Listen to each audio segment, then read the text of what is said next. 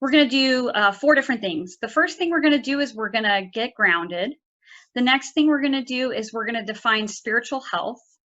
We're going to do a group process, and then we're going to do some homework. So I'm going to give you some homework that you can do when you're not with me. I hope that all of these activities that we're doing today, I hope that all of them you can use as homework. I hope that none of them are so hard or difficult that you can't do when I'm not around. So that being said, I hope that you can take some notes or remember what we did or replay this video when it gets reposted. And so you can kind of use these tools so that there's something for you to use. So first, let's start with some thoughts. So I just want to acknowledge that we are all struggling at this moment in time, all of us, and everyone is having a really hard time. I mean, everyone, like all around the world. And this stress that we're all experiencing, this is 100% normal. There's no way to kind of be calm and chill during this time and to put on our best self. That's just not what's happening. So I just want to acknowledge that. And I also want to acknowledge that the life that we used to have is no longer here. So we may be experiencing grief, anger, fear, overwhelm, sadness. You insert your own feelings somewhere around there. And so basically everything that we know has kind of been removed, and everything as we know it has changed. And so that is a big disorientation, and a lot of us are experiencing that as pain. So if we could just take a few seconds to reflect upon how interconnected we are. Maybe in pre-C19, we were relying on or using external systems to help us stay motivated. Like for instance, maybe our job, or we had a workout buddy, or we had a partner, or we had people that kind of motivated us, or maybe supported us or brought us joy. Well, in this time, all of those pieces have kind of been taken away from us. So I just want to acknowledge we've kind of moved from an external system where our motivation, our joy, our support has come from the outside world. And now in this new brave world where we're all isolated in our homes, the systems have to be ours. They have to be an internal system, which is really hard for a lot of us. So basically that external sort of future, that external, like on Thursday, I'm going to meet my friend and work out, that's all been gone. So we've sort of lost a big sense of safety, I would say. So not only is this scary because we don't really know what's going on, but we don't feel safe because our external systems have kind of been taken. So what I would suggest at this time is that this is a very good time to stock up on compassion. This experience might really be testing us. And I guess what I would say is, I would just assume that everyone right now is sort of being their worst self. So when you're in the grocery store, or when you're driving, or when you're acknowledging people on a trail or whatever, know that people are in their worst selves right now. And I think we need to give them compassion. We're all trying. And the reason why we are all in our worst selves is because our frontal lobe is offline. When we experience a huge amount of stress, our thinking brain, it goes offline.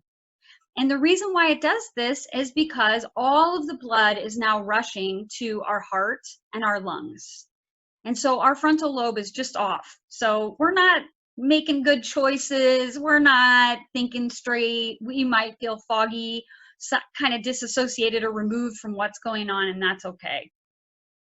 So what happens when we have so much anxiety in our bodies, we basically become very uncomfortable. It's very hard to stay present in these bodies where our hearts are racing and we feel kind of sweaty or we feel upset. And so we kind of tune out, and that's okay.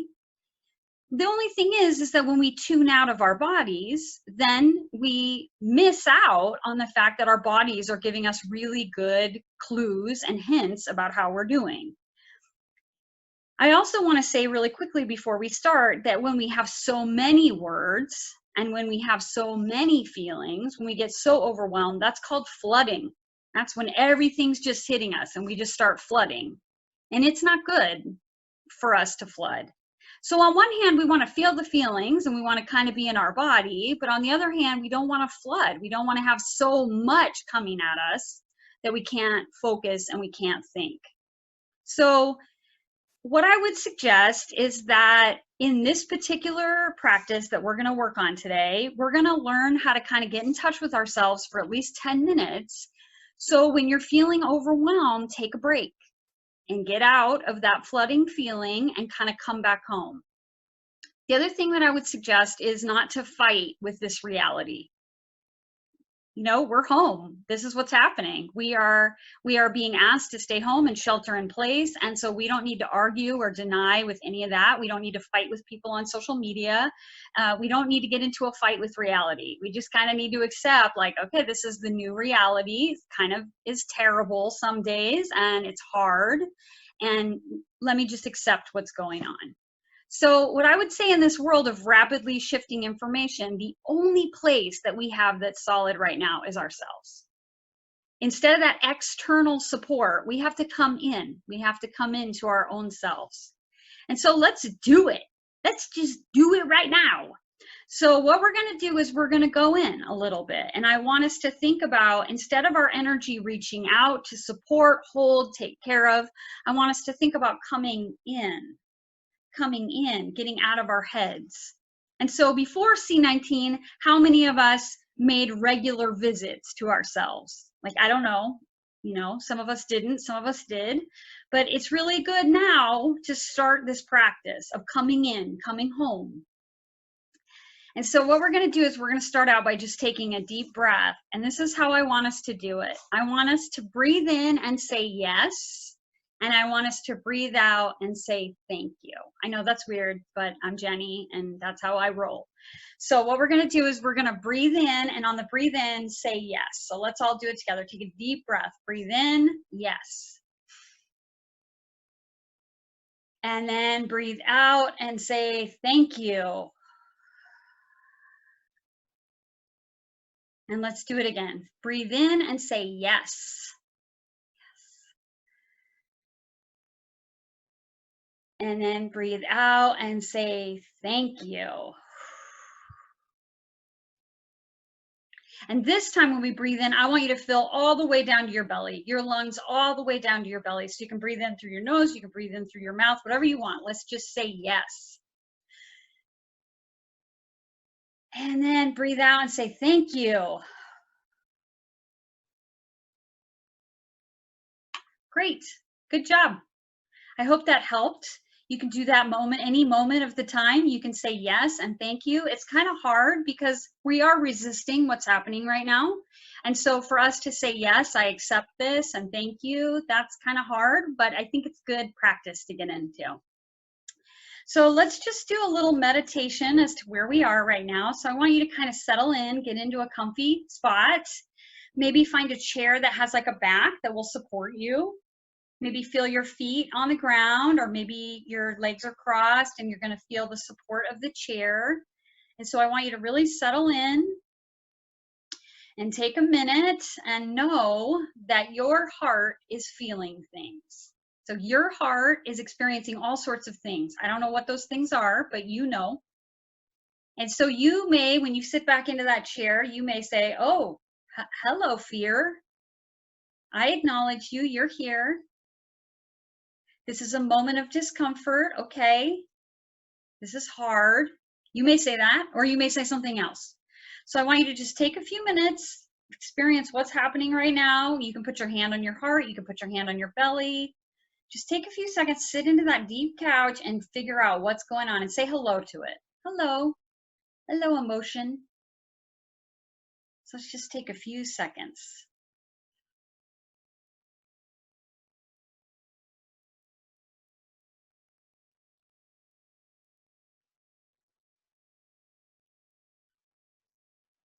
So for me, I noticed that my heart was racing and I said, hello, racing heart, you're okay, you're safe. And then it just kind of got calm a little bit.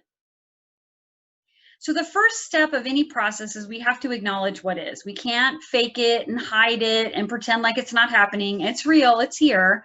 So the first step is just to acknowledge this is happening. Then the next step is we're going to take all of those thoughts, all of that racing heart, all of those fear things, and we're going to move them down into our feet. So we just came in and we came home and we said, oh, there's that thing, there's that racing heart, or there's that fear, hello. And now we're gonna move all of that down into our feet or our tailbone. Now, don't worry if you think you can't do this or there's some kind of rules. There's no rules. There's no correct way.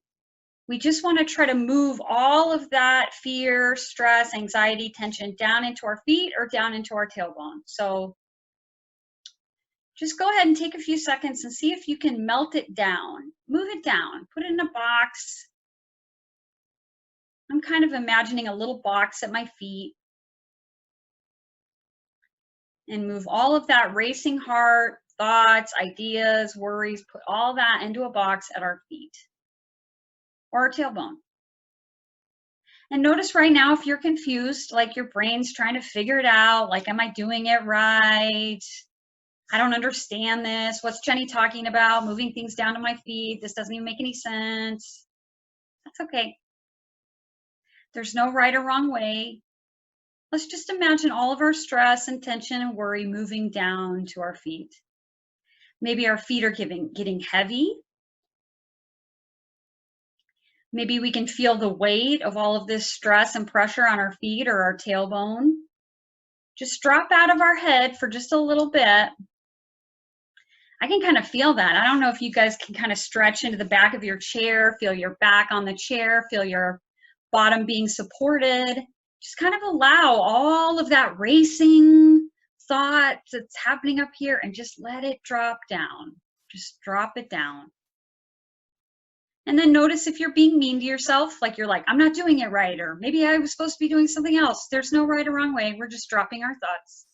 So if you're being mean to yourself, put your hand on your heart. Be nice. It's okay. You don't have to know how to do this. You don't have to figure it out. We're just going to move our thoughts down to our feet. We're going to just put them down there. And we're not going to worry if this is truly happening. Like, how do I know if my thoughts are at my feet? Don't worry. Let's just put them down at our feet. All right. So the goal is to get out of our head as much as possible. And I want us to acknowledge that around us, there's this world that we didn't create. We didn't create C19, but sometimes we have this feeling that we have to control it, or we have to be a part of what's unfolding, or we have to read everything. And we don't have to do any of that. We're always reacting to our political leaders. We're always reacting to our situation. We're always reacting to people in our home, but we don't have to do any of that. What if for just like 10 minutes, you just take all these thoughts and you move them down to your feet and you just kind of watch it for a little bit? I mean, yes, I want you to take precautions. I want you to stay home and wash your hands and do all that good stuff. But we really aren't in control of this situation. We didn't create it. It's not really our responsibility. And the only thing we can do right now is quiet down and stay home. So in our world, what do we actually have control over? And I will give you the secret of this talk. We have control over our spiritual health. That's what we have control over. And so we need a spiritual practice. That's all there is to it. And I know some of you are already resisting the fact that I said spiritual. You already went, ah! But wait, hold. I want us to keep our hearts open as our doors are being closed. So we are having to keep people on the outside, and we are trying to keep balanced inside. And how we do this is we have to try to keep our hearts open. And so I want us to try at least once a day to take our armor off and just rest. We don't have to do anything. We don't have to solve any problems. We can open up our hearts for just a few minutes and drop in. So here's a story to kind of illustrate this, and I'm going to share my screen because I want you to see this Buddha. So this is a story. Let's see, there he is. Let me see if I can share my screen here so you can see it. Oh yes, let's see the Buddha. All right. So I think you can all see him. The Buddha was built in 1200 to 1300. He's a giant golden Buddha. He weighed like 2,204 pounds. And he's pretty big. Here's another view of him. I don't know. Let's see. There, look at how big he is, because you can see all the people. So this Buddha was constructed in 1200 to 1300. And the people loved him, but at some point he got covered over. He got covered over with plaster and stucco, and they stuck jewels on him. And so he wasn't golden anymore. He was white. He was covered in plaster. He was covered in stucco. And the town loved him. And everybody thought, okay, this is a really heavy sculpture, but he's been around for a long time, so let's keep him. So in 1955, they moved him. They decided, let's move him, or let's sweep underneath him. And when they moved him, or they swept underneath him, they discovered some of the plaster broke in the move, and they discovered that he was made of solid gold. And the reason why I'm telling you this story, I'm going to stop sharing my screen. The reason why I'm telling you this story is because it's basically our definition of spirituality. So basically, the statue was covered for 700 years. The real truth of who this statue was hiding. And basically it was covered with paint and plaster, and its real gold self was hiding. And so I would submit to you that this story is going to be key in terms of understanding spiritual health. So first of all, I want to say that spirituality and religion are not the same things. And for purposes of today, let's just define spiritual as the deeper mystery, the mystery of the unknown. Maybe a connection with something greater than ourselves. Maybe this is the place where we get beliefs or meaning. And the spiritual has always been here. Like religion, that's later. Religion came in to kind of control and make sense and organize spirituality. But spirituality is old. And so spiritual health is just like physical or mental health. And basically, spiritual health is our depth. It's when our inner and our outer life match. It's about authentically living. And so we can be real in the spiritual world. We can say, life is hard right now. I've got a lot of fear. I'm flooding. We can say that in our spiritual life. And so I want us to go back to that story that I just told us about the Golden Buddha. I really believe that, my definition of spirituality is very similar. I really believe that we're kind of this gold light ball when we're born. We're like this perfect gold light ball. And this gold light ball is our real, true, authentic self. It's like our deeper knowing self. And this gold light ball can't be traumatized. It can't be damaged. It's beautiful. It's perfect. But as life happened, just like with that Buddha, eventually they covered it with stucco, probably so it wouldn't get stolen. But eventually we cover our golden light ball too with crud. We cover it with coats. Let's say for purposes of today, we're covering it with a coat. Every time life is painful, we cover it with a coat. And if you doubt this, just look at a kid in a grocery store. They are alive. Their eyeballs are wide open. Everything's exciting. Everything's magical. Everything's happy. They are that golden light bulb. But then life hurts, right? Somebody calls us a name. Our mom gives us a spanking. Something happens and we cover that light because it's painful. And so we put a coat on. And then we encounter more life. We go to school and we put more coats on. And then we encounter mean people and we put more coats on. And now we're adults and we have so many coats, we don't even know what to do. We're like a giant donut of coats. So we're this gold ball that's perfect, but we're covered. We're totally covered in coats. And then we're making all of these decisions from the outside of the coat. And we never come in. We never come home to our golden self. Just like that golden Buddha, he was hiding for 700 years with plaster on him.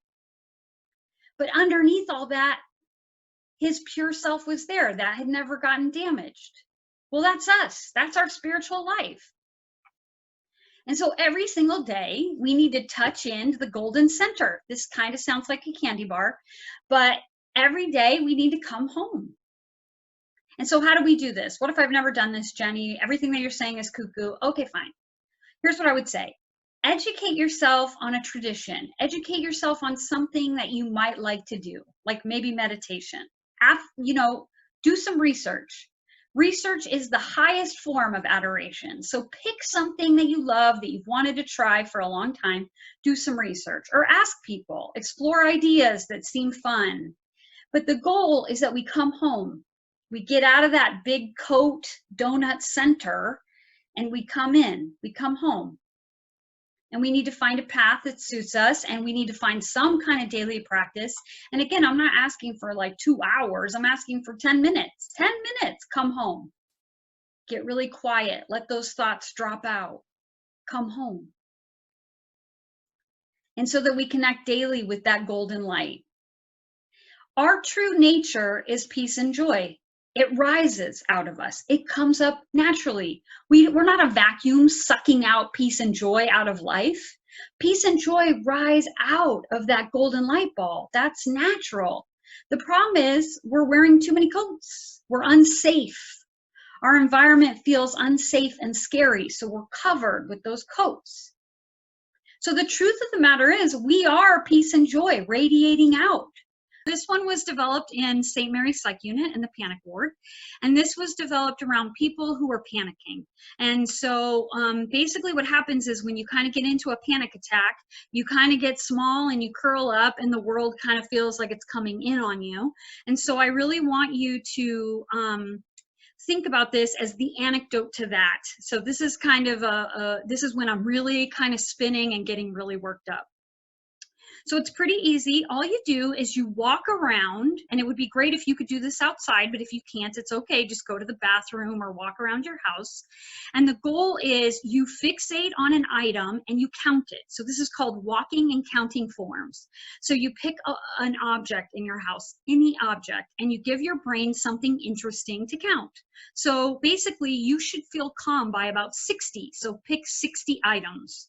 So you want to pick big items, little items, far away items, close items. You don't want to just lay on your couch and count your ceiling tiles or your floor tiles. You really want to get up and walk. So count the doorknob as one, count the door as one, count the door peephole as one. So basically what this looks like is you're panicking and you need to pull yourself out of the panic. You don't want to, but you're going to pull yourself out of the panic. You're going to walk. And walking is going to do something to your brain, and then you're going to see the item and you're going to count it. Now you can do it out loud if you're by yourself, or you can do it quietly if you're around people. And so what this looks like is your brain kind of has to focus on the item. 1, 2, 3, 4. Now, the only way that this won't work is if you're just walking and counting. So if you're just walking and being like 1, 2, 3, then it won't work. You have to really steady your gaze, look at the item, really see it. Oh, okay, 1. And make sure you really see the shape, and then walk and count forms. If you do that after 60 seconds or a minute and you're still worked up and you're still flooding, that's okay. You just get up, you walk, and you count again. I used to do this in the psych unit, and it would take me about 2 minutes to calm most people down from severe panic attacks. And so again, these are kind of, I'm giving you the big guns. These are kind of what you use when your system is kind of in overflow and you're really flooding. So that's that. Okay, let's do one more before we go to the homework. All right. So when you take a deep breath, your body says, oh, okay, I'm safe. Like I'm safe. So it's really important that we take a deep breath at these times, right? Because we kind of like we bear down and we hold our breath. So it's really important that we take a deep breath. That tells the body, okay, I'm safe. I'm okay. This is another way that we can tell the body that we're safe. We can just put our hand on our forehead, like you're taking your temperature. So the reason why we do this is because our brain is going offline. Because when we're panicking, our frontal lobe turns off. So if we put our hand here, it doesn't matter which hand, you put your hand here on your forehead, basically you're now bringing all of the blood back to your forehead. You're bringing all of the blood back to this frontal lobe, which needs to function so that you can make decisions, so that you can have coherent sentences, so that you can cooperate with your life and take a shower. So you can put your hand right here on your forehead, and then if you really want the big gun to this, you put 3 fingers, these middle 3 fingers, in the dent right here in your throat. And very gently, you don't poke your throat. You're just very nice right there. You just sit your fingers right there in your throat and you put your hand on your forehead. You just sit there and take a deep breath.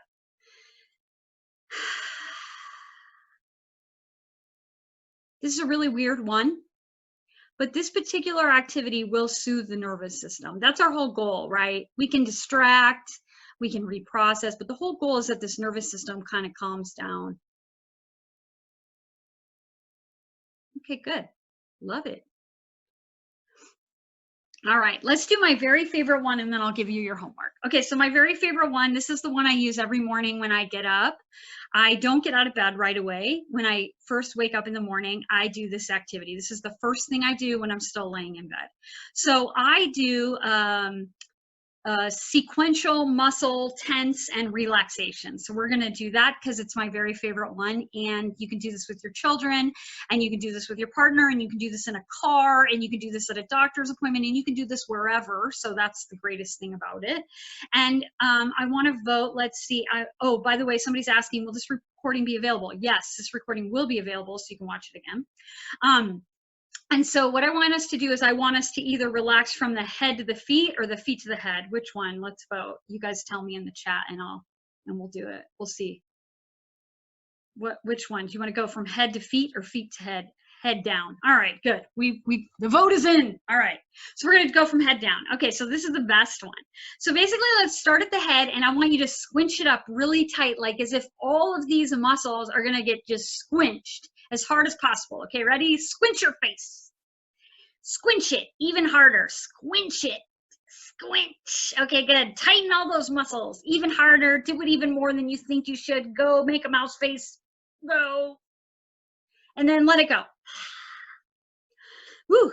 When we say relax, our body actually does the exact opposite. So when we tell our body, relax, calm down, our body actually tenses up. So this is the anecdote. You actually squeeze and create more tension, and then you relax.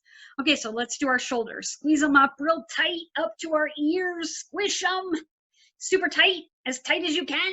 And then let it go. Ooh, that's good. Ooh, that felt good. I think we should do that again, because we're all hunched over our computers. Okay, so let's squinch our shoulders up super tight, squish them, create a lot of tension, tons of tension, just squish all those muscles, and then relax. Woo.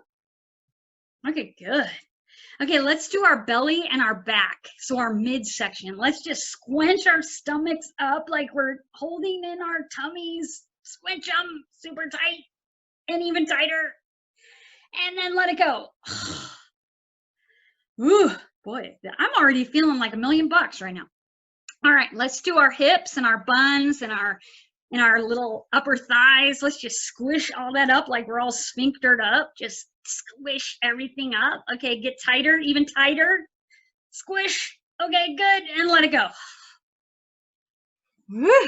Okay, let's do our knees and our calves. Go our knees and our calves, squish it up really tight. Very good. Okay, and then let it go. And then let's do our feet. Squish our toes up. Hopefully you're not wearing shoes. Hopefully you're in bare feet today. Let's squeeze our toes up. Squeeze your feet real tight. Squeeze them harder, and then let them go. Woo, I don't know about you, but I'm feeling good.